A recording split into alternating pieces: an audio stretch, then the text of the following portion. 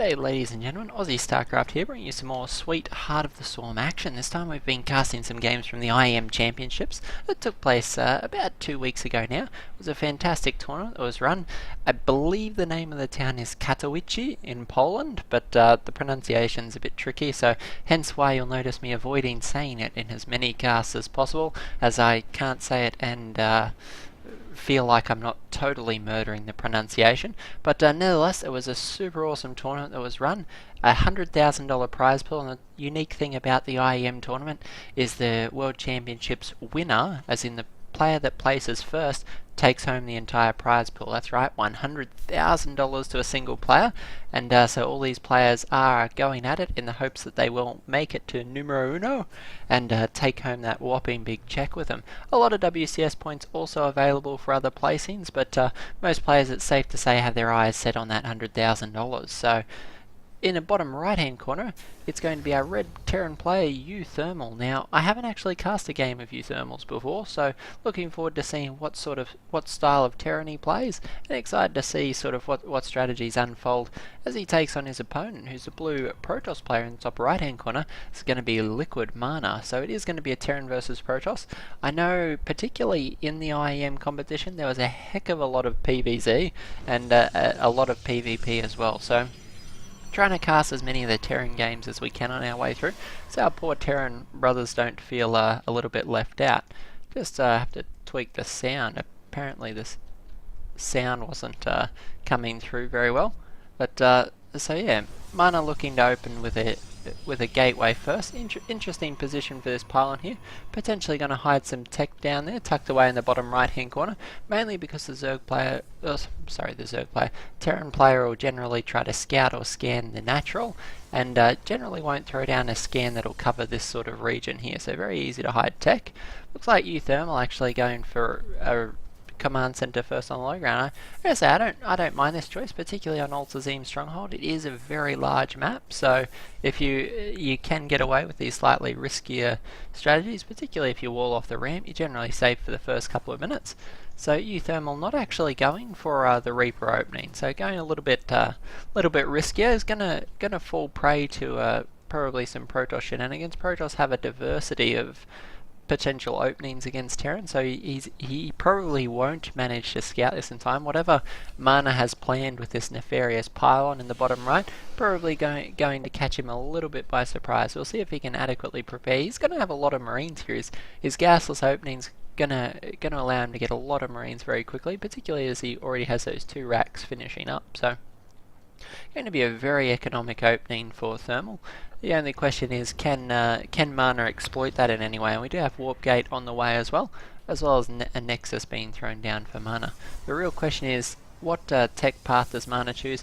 I'd be surprised to not see a Stargate or similar build choice out of Mana, particularly the size of the map. Things like Phoenix Colossi, very good on Altazim Stronghold, and a lot of other, even the Oracle play, very strong potentially. Your opening aggression, things like quick stalkers and things, will generally not hit your opponent as quick as they would on one of the smaller maps. Altazim Stronghold certainly one of the larger ones in the map pool at the moment.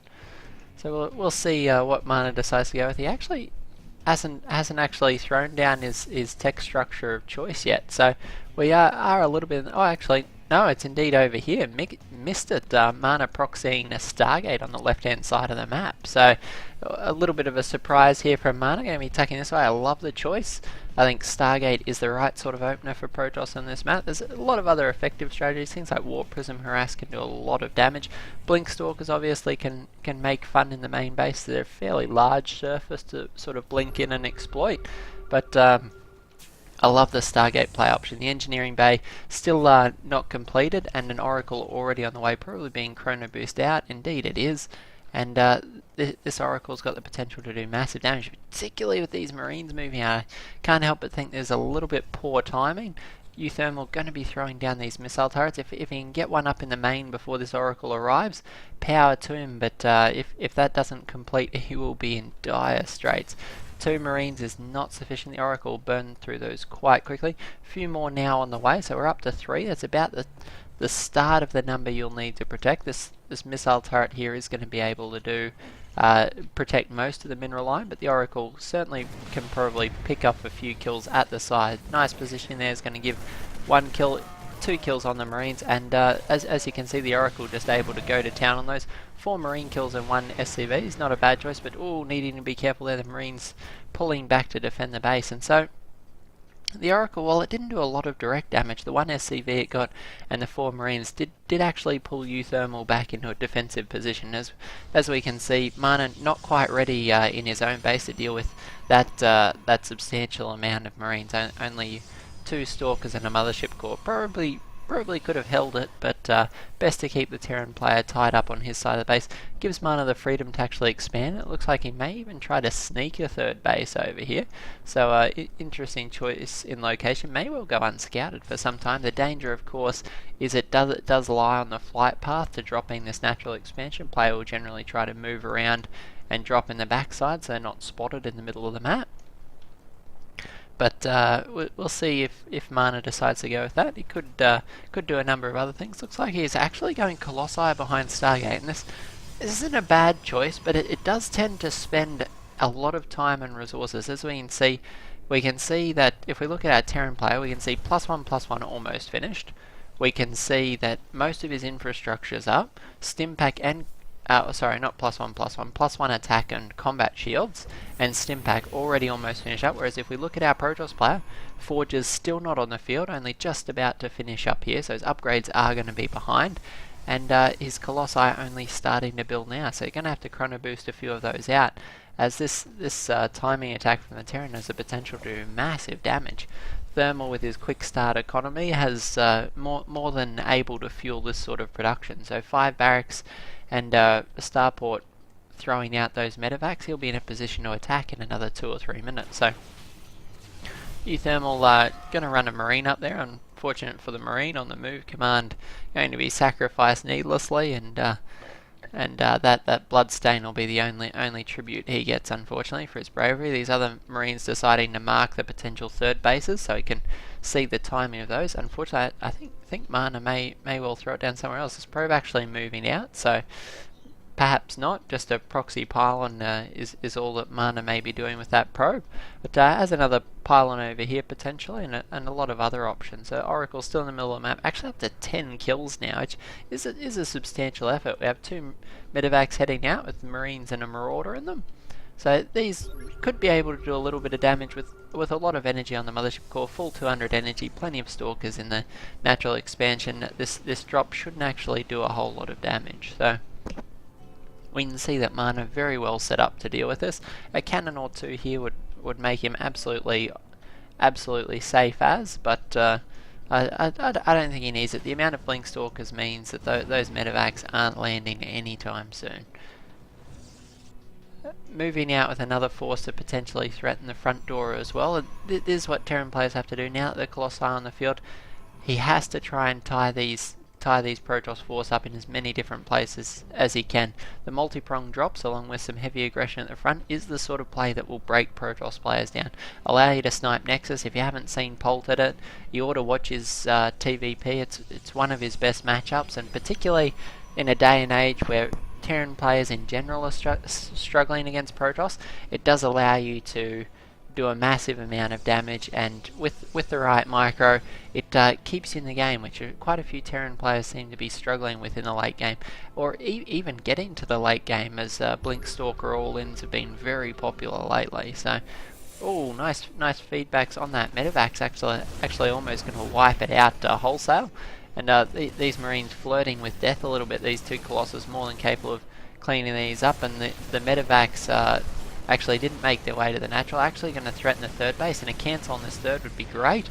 Indeed, the 3rd does go down. 2 well-positioned Widow Mines here, very nice. I don't actually think we have an observer out. There's one observer. It's spotting the army moving up, but unfortunately not going to spot these medevacs. So, sorry, not medevacs, the Widow Mines. So the Widow Mines potentially going to be a big threat to this Protoss force, particularly if it tries to counterattack out the front door without another observer. Storm almost finished here, so these Vikings that are being produced 2 at a time are going to kill the Colossus, but then have to worry about the Storm. So nice planned transition for Mana. thinking ahead, doesn't want to be caught out with too many Colossus, as they tie up quite a lot of the army supply. You get up to 5 or 6 Colossus, and it ends up being almost half your army supply. The Terran player manages to mass 10 or 12 Vikings, one-shot the Colossi, and then you end up at a substantial supply differential against a massive bioforce. So you can see there's a nice contain out of uThermal. Surprised that we haven't seen Mana throw down a proxy base somewhere else. It is a massive map. You can ninja an expansion quite readily. A few warped in zealots here going to be threatening the reinforcements, but unfortunately for that zealot, the amount of reinforcements is just a little bit too substantial to be able to threaten with just 1 or 2. You're going to need a big warp in of 8 or 9 to really do any significant damage. And unfortunately for Mana, I don't know that he can commit that many forces before he struggles to hold his own base. The Observer here, spotting all the Widow Mines. Shame that uThermal hasn't scouted this. I think he may throw down a scan now, as he's obviously big storm on those Marines and Marauders, going to take out a lot. Unfortunately, he's not scanning for this Observer. Killing the Observer would be priceless here. It would mean the Protoss can't engage, would buy him another 40 or 50 seconds. Continuing to sacrifice Marines and Marauders to try and deal with these Protoss wars. The Widow Mine does actually manage to land, and those Stalkers just out of range of it. uThermal being nice and tricky, trying to bait the Stalkers on, but Mana not having a bar of this. And it's an interesting approach uThermal's going with. Potential for Storm to do a lot of damage to these Vikings, but Mana just holding firm here at the top of the ramp, doesn't want to give an inch, but certainly isn't going to allow uThermal to keep him in his base for too much longer. 3 Colossi is plenty to push this back, and we see that uThermal actually falling back here. Unfortunately, all these Widow Mines going to get cleaned up without doing any damage, and that's the price of not cleaning up that Observer. So free little bit of mop up for Mana, and he will take his 3rd base, although it is well behind the 3rd base of uThermal. uThermal's already being well established, and some mules being thrown down there. So we reach an interesting point in the game. We see that there is already a Ghost Academy, which is great, as most Terran players reach sort of an almost glass ceiling as the mid game ends. They realise that their bioforces aren't going to cut it against the Protoss Death Ball anymore. Things like High Templar with Storm and Colossi with their AoE damage just makes for too much DPS, and your Terran force just literally melts underneath the Colossi and Storm.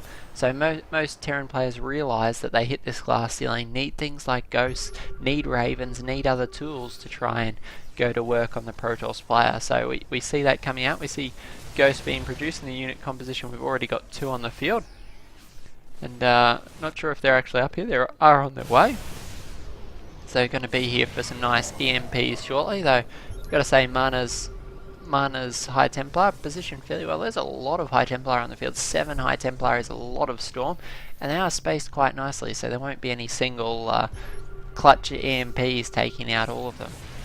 Unfortunately, no cloak on these Ghosts means that they will be a little bit susceptible to being picked off.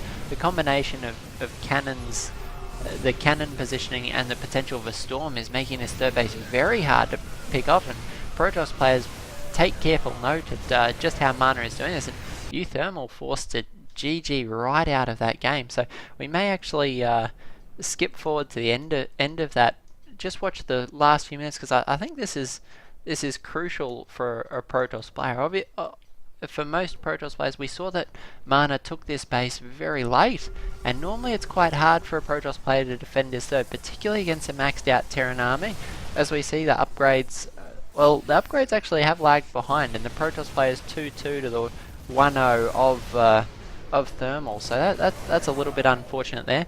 We can see Mana's just position these cannons perfectly. They can keep things like Ghosts away, and the Vikings have a hard time trying to close on the Colossi, because as they do close in, they get picked away by the cannons, and they get picked away by the Storm. So we see a few units here going to get driven back. Nice Storm stops the other units from engaging.